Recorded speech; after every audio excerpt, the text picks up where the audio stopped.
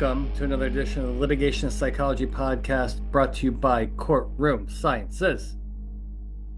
Whew, Dr. Bill Kanaski here. I'm not sure when this episode is going to post, but this post Hurricane Milton cleanup. Oh, I've been a chainsawing fool for the last week. Man, bad storm, trees down everywhere. I got two chainsaws. And my older son and I were doing some serious damage out there. I gotta tell you, that's not for the weak, the weak-hearted or weak-minded. Chainsaw work, chainsaw work is hard. Go pick up a 15-pound dumbbell and just carry it around your office for 4 hours, and then let me know how your arms and back and neck feel. Wow, wow. But yeah, that was a tough storm. A lot of tornadoes, which was um, unusual for a storm. I don't think anyone was expecting that, and I think 17 or 18 people died because of the tornadoes. So that was really, really terrible. But Florida and Florida people are very resilient, and so everybody will bounce back. But yeah, it was. I had to take a couple days off and just chainsaw stuff. Um, so my chiropractor, my massage therapist will be very active this week because I will need some adjustments. I will need some adjustments. Today's not gonna be a long podcast. We're gonna talk a little bit about some maybe unique voir dire questions. Voir dire. Every attorney hates voir dire. All of you hate it. Because 99% of you are not going to trial multiple times a year. This is not something you're doing on a regular basis. And when you do it, it's just like, again, if you don't use it, you lose it, right? And so, yeah, there's a couple different, let's just kind of take a step back, right? Everybody thinks they know what's going on, but boy, things have changed. What's the purpose of voir dire? Well, I think things have changed in this regard. I think this would change. I think th things have changed in this regard. Now, 10, 15, 20 years ago, I would have, because I was giving speeches on this topic, I would have told you, like, hey, you know, 80% of voir dire, 80, is really designed to evaluate jurors to decide who you want, who you don't want. And 20% is you're indoctrinating. I mean, you're planting seeds about your case, your themes, right? Now, I think that could be 50-50, if not 60-40 on the indoctrination side. It's really, really important. You got to do both. Got to do both. So it should be 50-50, 60-40, or 40-60, depending on your case, depending on how much time you have for voir dire. God, federal court, geez. Yeah, you got 30 minutes. I mean, whoa, that's a different podcast. If you could only ask three questions, what would you ask? The judge says you have, the federal court, you have 30 minutes. What three questions would you ask? I have some ideas about that. But state court, right? You're going to get more time. You're going to get multiple hours. Probably get the whole afternoon, right? And you're gonna have a chance to ask several questions. And so, this is when, again, when I do go to trials and I have to watch this stuff, I see a lot of recycled questions, stuff that's really not, it's kind of obsolete, right? You got to up your voir dire game. You got to up your voir dire game. So I'm going to give you some ideas today. I'm going to focus on damages. Voir dire questions on damages, right? Like, so the plaintiff asks something like, so plaintiff attorney is going to ask, raise your hand if you think that these big, huge verdicts, you think those are a bad thing. You see those and those make you nuts. Raise your hand if you think that, right? That's what they're going to ask.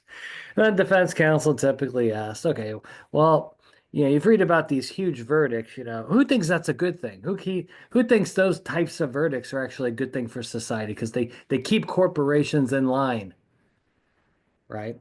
Okay. I'm not saying either of those are bad questions. Um, I'm just saying I give those like a C plus, B minus on kind of what you're gonna get. Um, I think you can upgrade some of your voir dire on the damages stuff. And so let's talk a little about this because other things, a lot of things have happened in the last 5 years, right? Um, so let's look. I have a list here. Okay.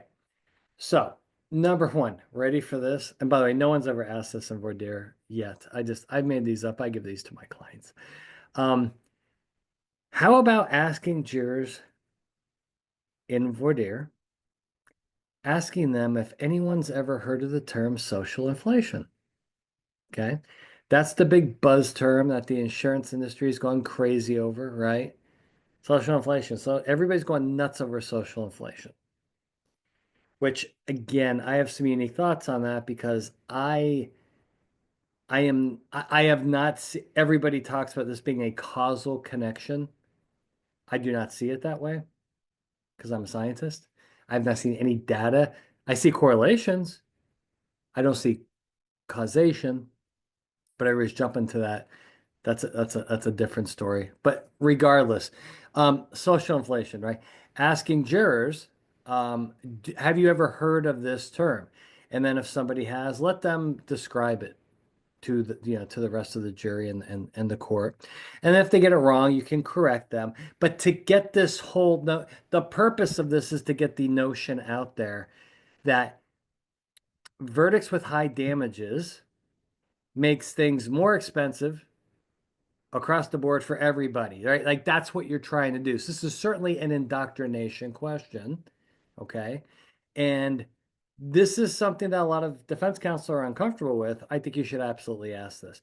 Now, even if you didn't use the term social inflation, you could just jump right to the heart of the matter and say, yeah, has anybody read any stories or maybe have like a feeling that when you have these high verdicts, these multi-million dollar verdicts, does anybody feel that maybe that really impacts your insurance premiums or the cost of groceries or the cost of gas and the cost of all these social services?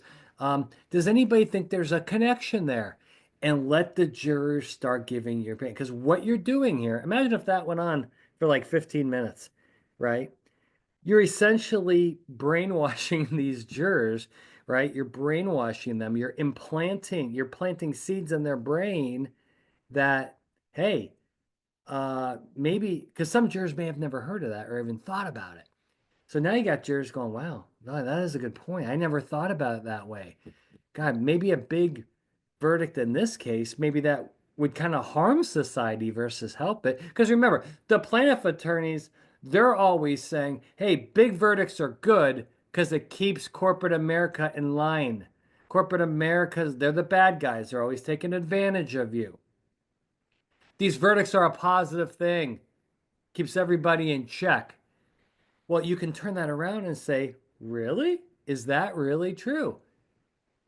Maybe these high verdicts are actually making everything more expensive for everybody in this room. Okay? Think about that. Think about that. Imagine that discussion going on during voir dire. Well, I tell you this one, plaintiff attorney is not going to be happy with that. Okay? But you remember, you're planting that seed that, hey, maybe a big verdict in this case or any case, maybe that's not such a good thing for society after all. Maybe this shit is getting out of control, right? Okay. So that's kind of one area you can play with. Again, every case is different, every circumstance is different. If you need help, you call me, and then we will design very specific questions for you. Okay. I'm just kind of giving you the big picture here. All right. Second area, lawsuit abuse. Okay, that's a term that the defense has come up with. No jurors ever heard of this. Why not? Who gives a shit? Ask about it. Has anyone here heard the term lawsuit abuse? And what I mean by lawsuit abuse, what I'm referring to, ladies and gentlemen, is the misuse of the legal system for purposes other than justice. right? Frivolous lawsuits, claims that are baseless or exaggerated. Okay. Anybody heard of this type of lawsuit abuse before? Do you think that happens? Or do you think all these lawsuits are truly about justice, or are some of them not? How do you feel about things? And get the discussion going. So there. So now you've just dropped two bombs in this courtroom. One about social inflation, which trust me, plaintiff's counsel does not want you to talk about that. And then another one on lawsuit abuse. Now, again, these are going to draw objections, but I think you have to be ready for that. And I think you have a really good argument to say, hey, no, these are, we always, trust me, they always ask about frivolous lawsuits. You're just using some new terminology that's more powerful. Lawsuit abuse is just another way of saying frivolous lawsuits. And the voir dire question regarding frivolous lawsuits has been around for 50 years. Okay. So we're just kind of amping up these questions. Okay. I think it's brilliant to ask stuff about this. And you just want jurors talking. And here's the thing. A juror may say, yes, that's how I feel. And depending on kind of how you word it, right? You're going to either identify a juror that's really bad for you, or you're going to identify a juror that's really good for you. Now, the other side's going to hear all this, but I think it's worth the risk. I think it's worth the risk because you could find some really bad jurors that disagree with you on some of these things, right? You may find the juror that says, I don't care what anybody says. These big verdicts are very important to keep corporation. And I don't care if I have to pay more for insurance and premiums and gas and eggs and bread. If I have to pay more, so be it. I'm okay with these, but well, if you find a juror like that, okay, you're going to strike that juror. You may even get a cause challenge on that one. But if anything, you're going to use a peremptory strike on that juror. Okay. But again, we've got to dig deeper and start to upgrade our weaponry here in voir dire. Now, and by the way, let's take a slide. Another big and why this is so important. Voir dire is a bridge to your opening. That's why you want to indoctrinate you got to get them. You're priming them for the opening in voir dire. It's what you're doing. Okay. By the time you get to the opening, they should have a pretty damn good idea what you're going to say. And you got to establish that in voir dire. Okay. You got to tip them off to certain things in voir dire so they're ready for it in the opening. Okay. So voir dire is really, really important. And again, half of this process is absolutely for jury evaluation. The other half, you're planting seeds, baby. You are planting seeds. You are throwing the ball to get them ready. Okay, how about another voir dire topic here? Okay, how about this? This is again, I just came up with this shit. Okay. Asking jurors about the definition of justice for the defense. Okay. Remember, plaintiff's counsel, I talk about justice. We need justice here. My client's been wronged. Ladies and gentlemen, the jury, you have the opportunity to make this right and provide true justice. Well, how come no one ever asked the jury? Ladies and gentlemen, the jury, plaintiff's counsel just been babbling away here for the last 2 hours in voir dire. The word justice came up 10 times related to his client. Well, doesn't the defendant have a right to justice as well? Raise your hand if you think that. And let's talk about what is the definition of justice for the defendant? Because justice is for everybody. It's not just for the plaintiff, right? Raise your hand if you think that. Who here thinks that justice applies just as much to the defendant as it does the plaintiff? Wow. Are you guys writing this shit down? This is great shit that you're getting for free. No one's ever asked that question. I'm giving it to you right now. That's a great topic. Because again, what you're doing is you're planting seeds in these jurors' brains on, hey, wait a second. Because I think what's happened here, particularly with all the crazy verdicts, is I think jurors have lost sight of what a trial is all about. The trial is just as much it's just as much about the defendant and their rights and their justice. That's it's equal to the plaintiff. But I think jurors have lost sight. I think jurors have lost sight of that. And I think when they think about justice, they're just primarily thinking about the plaintiff. Level that playing field, folks, and you can do it, but you got to bring this shit up.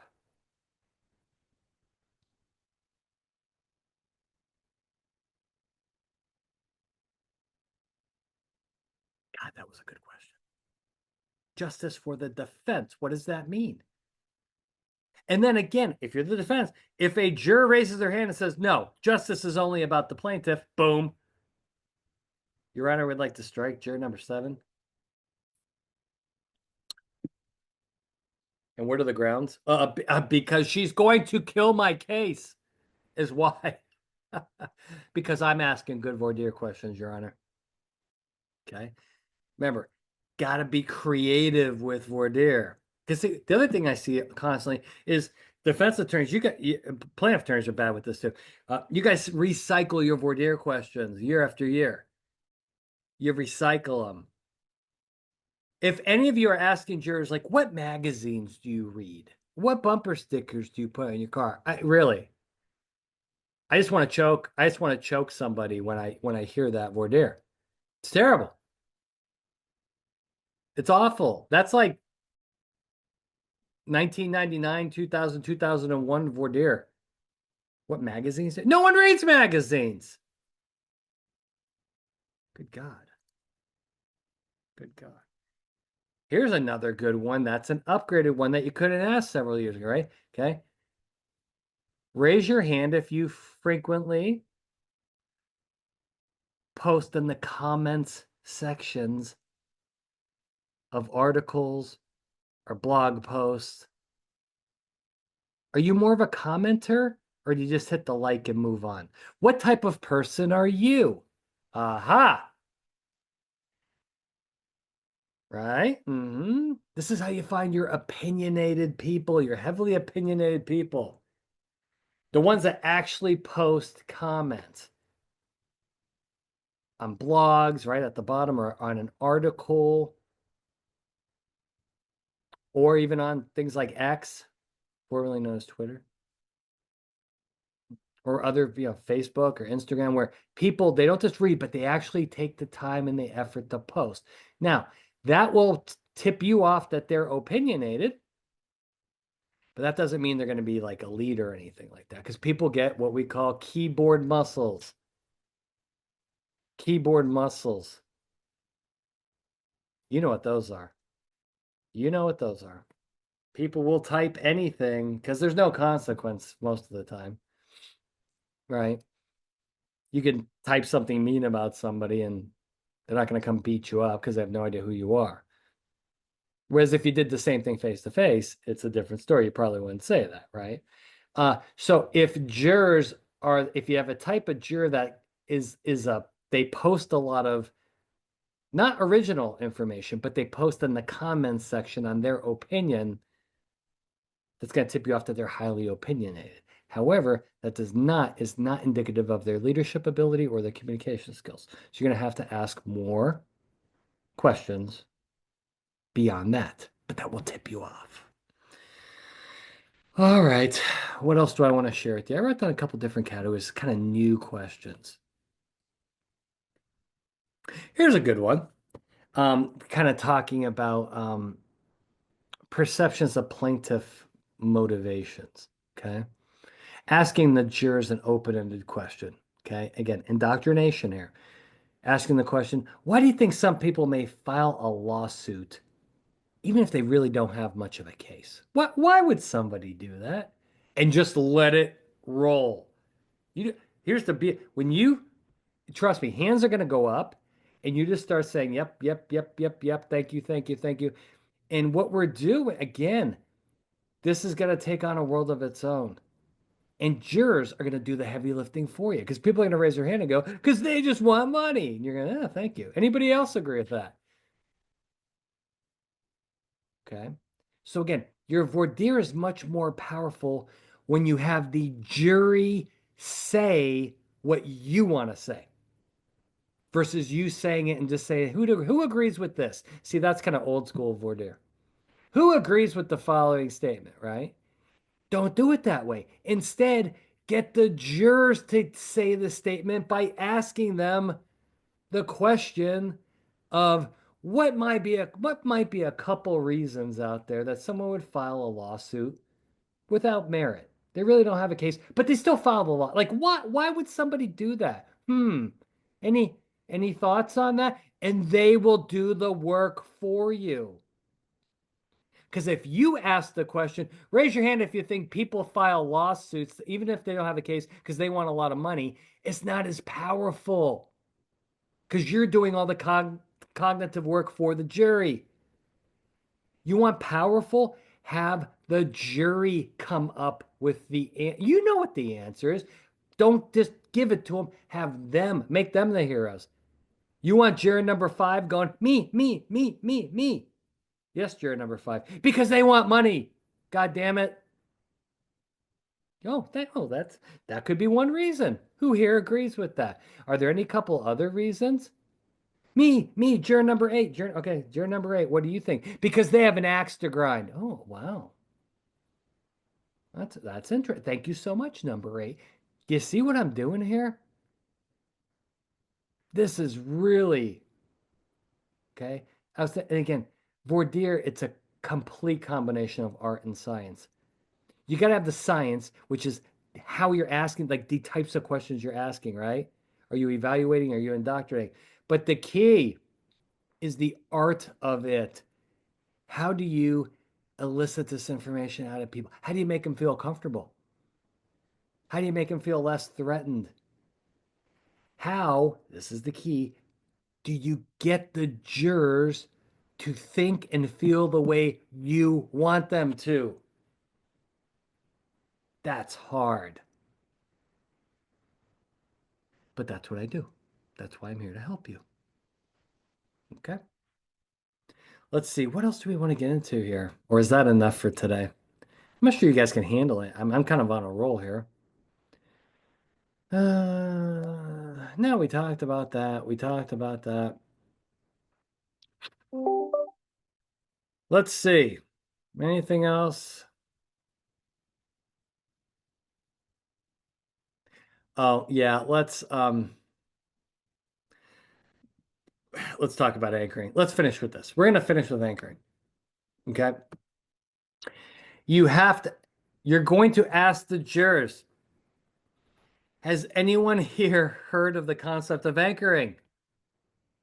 For example, in a salary negotiation for a job, you really want $100,000. So you ask for 120. So if they undercut you a little bit, you kind of, and that's called anchoring. Has anybody ever heard of that? Has anybody ever had experience with that? Or maybe you want to buy a new car, right? So what do? You counter anchor. You come in way low, hoping to get something kind of above there, right? Salary negotiations and car sales are the two areas where anchoring gets used every day in this country. You tell jurors about that and you get that anchoring into their head. Now, depending on how ballsy you are, depending on how ballsy you are, you may want to say, how would you feel if plaintiff's counsel did that in this case? They anchored. In other words, if plaintiff counsel inflates their demand to you, knowingly understanding that they only really want half of that money, but they're anchoring on you. Just like this is a salary negotiation or you're buying a car. If they pulled that same crap with you, would you be okay with it?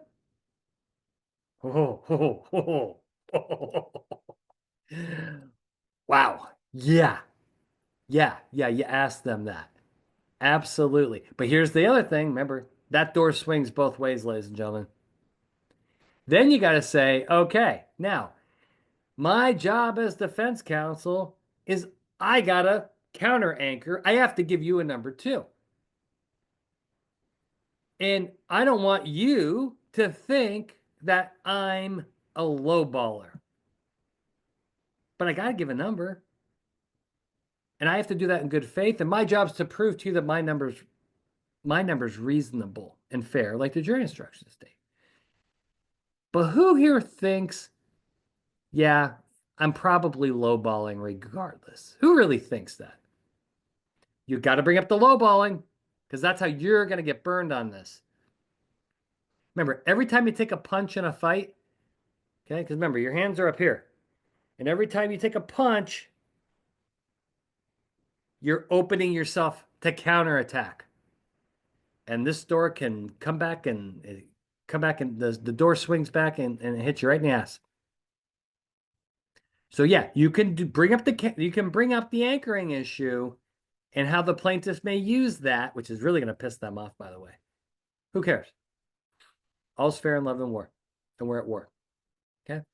However, do not forget to do the other end of the equation, which is the lowballing, which is where you are vulnerable. You bring it up.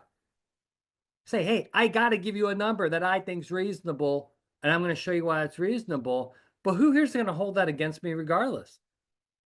You think I'm only giving the number as a way to lowball? Or do you think I'm really giving you what I think's fair? What do you guys think about this? Get the jury talking about it. All right. Okay. I thought that was an awesome podcast. We got some freaking work done here, people. Get creative with your voir dire. Okay. And remember, it's the art and the science that you need to pull this off, the content and the questions, but then how you're asking, your tone, your body language, your facial expression, how you follow up with it, how comfortable you make these people feel so that they will open up to you, tell you how they really feel for half of this. And then the other half is you will brilliantly plant these other seeds, social inflation, right? Lawsuit abuse. You never thought of that, did you? Yeah, you can use that in voir dire. And if you need help, email me, call me. We can get even more specific on how to do that for your case when you're ready. All right. All right. All right. All right. Litigation Psychology podcast brought to you by Courtroom Sciences. We will see you next time.